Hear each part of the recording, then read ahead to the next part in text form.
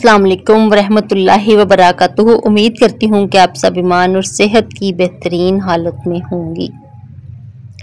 अल्लाह का जिक्र दिलों को सुकून बख्शता है, तो चलते फिरते सुबहान अल्लाह, अल्हम्दुलिल्लाह और अस्तगफिरुल्लाह पढ़ते रहा करें।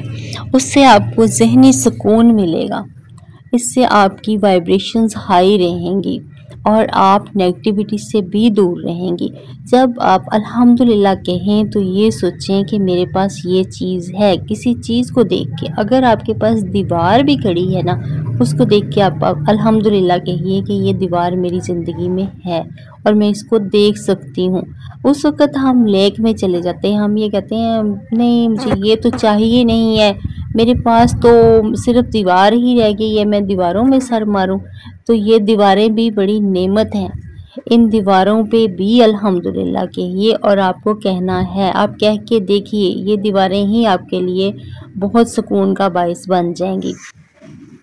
और जब आप अस्तगफिरुल्लाह कहिए तो दिल में सोचिए कि अल्लाह मेरा फ़लाँ गुनाह मुझे माफ़ कर दे, या अल्लाह मेरी फ़लाँ गलती मुझे माफ़ कर दे।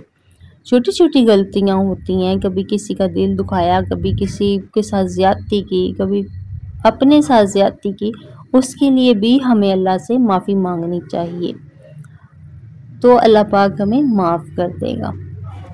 इसी तरह से सुबहान अल्लाह जब कहिए तो ये सोचिए कि मेरे नाम का एक पौधा जो है वो जन्नत में लग रहा है। अब रसूलुल्लाह सल्लल्लाहु अलैहि वसल्लम ने फरमाया कि जो इंसान सुबहान अल्लाह कहता है तो उसके नाम का एक बीज जो है वो जन्नत में बो दिया जाता है, और फिर तो सुबहान अल्लाह कहता है तो फिर वो पौधा बन जाता है, फिर सुबहान अल्लाह कहता है तो वो तनावर दरख्त बन जाता है। अब जिसके नाम का दरख्त जन्नत में होगा तो वो दरख्त तो इंतज़ार करेगा ना हमारा कि ये फलां बंदे का दरख्त है और उसने उसके नीचे आके बैठना है, तो फिर कोई वसीला तो बनाएगा ना मेरा रब कि उस तक पहुंचाए हमें, क्योंकि वसीले तो अल्लाह पाक ही बनाता है। हमें इतनी काबिलियत नहीं है कि हम जन्नत हासिल कर सकें, हमें इतनी हिम्मत नहीं है कि हम कोई अच्छा अमल कर सकें।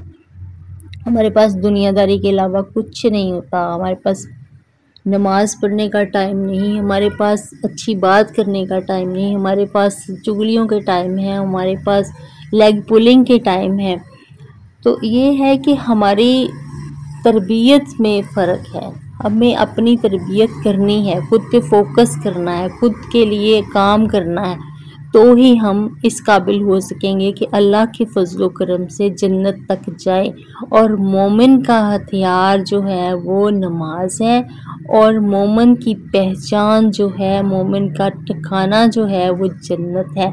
और इसको जवानी में हासिल करने के लिए कोशिश करनी चाहिए, क्योंकि बेहतरीन इबादत जवानी की इबादत है। बुढ़ापे में तो आपको कोई जब पूछता ही नहीं है, जब कोई रास्ता बचता ही नहीं है, तो फिर तो आपने इबादत करनी ही है, फिर तो आपने तस्बीहां घुमानी ही है, क्योंकि अब तो कोई भी नहीं पूछ रहा। अब तो नवासियाँ अपनी साइड पे हो गए हैं, वो सिर्फ ईद से बारात लेने के लिए आते हैं, और बच्चे जो हैं वो अपनी साइड पे हो गए हैं, तो कौन पूछेगा।